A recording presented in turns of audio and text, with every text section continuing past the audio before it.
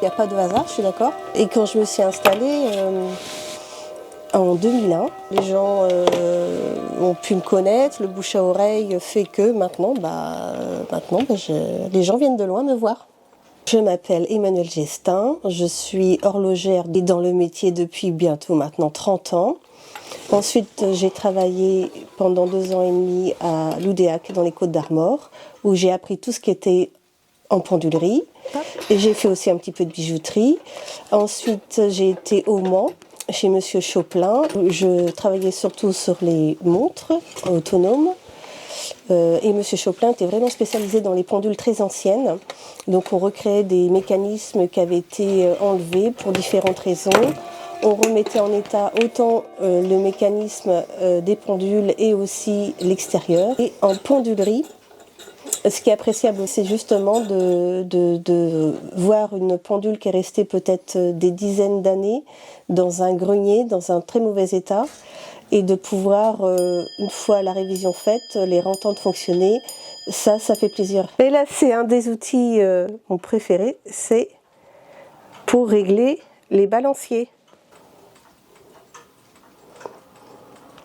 Et en fait, on essaie de chercher le côté le plus lourd pour soit visser ou dévisser les petites vis qu'on trouve à l'extrémité du cercle. Au niveau des réparations, c'est toujours la même chose, puisque les pendules ont déjà en général une bonne centaine d'années, voire 150-200 ans. Donc la méthode de réparation ne change pas, on reste toujours dans le traditionnel. Au niveau des montres, autant je vois des montres quartz et des montres mécaniques, il y a toujours des personnes qui sont amoureux du mécanisme, de la belle montre, qui considèrent ça comme un objet de prestige et qui continuent du coup à les entretenir. On peut tomber sur des pannes différentes à chaque fois. Même maintenant, je tombe sur des problématiques que je n'ai jamais vues avant. Donc c'est toujours un challenge de pouvoir trouver la panne et pouvoir réussir à la refaire fonctionner. Ce que j'apprécie surtout, c'est de voir passer les montres de différents styles, différentes marques dans mes mains, et de voir la variété de mécanismes et de boîtiers qui existent continuellement. Souvent aussi, je vois des montres anciennes, des montres Gousset que les gens m'apportent, qui ont déjà appartenu au grand-père, à l'arrière-grand-père. Et ces personnes-là ont à cœur de pouvoir les transmettre donc à leurs enfants. Donc ils me les confient pour que je puisse les remettre en état et qu'eux puissent les transmettre à leurs enfants pour que ça reste toujours un objet familial qui traverse les générations. Donc c'est des pendules qu'on trouvait traditionnellement en campagne, dans les fermes. Donc c'est une pendule qui fonctionne avec des poids et un grand balancier et ça sonne les heures, la répétition aux heures et la demi-heure. Et c'est une pendule qui a maintenant au moins 130-140 ans. Donc ici, tout plein d'accessoires pour les montres Gousset, que ce soit pour les bélières, plein de sortes de bélières, de mousquetons, d'accroches pour les chaînes, des échantillons, des morceaux de chaîne de montres anciennes.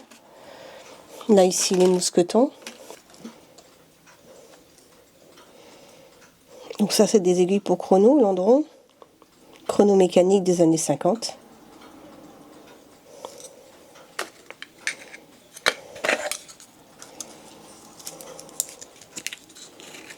Je forme des stagiaires que je prends à tout niveau.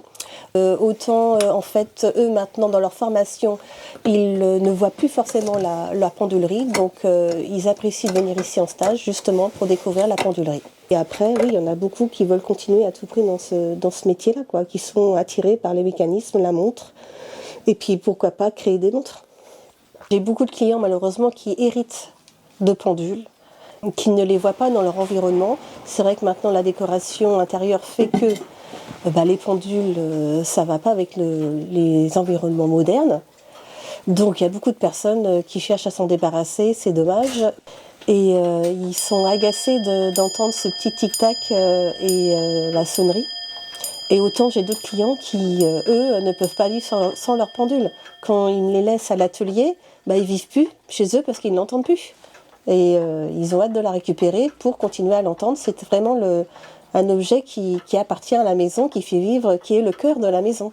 Le tic-tac, c'est un bruit de fond, je suis habituée, mais chez moi, malheureusement, non, il n'y a pas de tic-tac.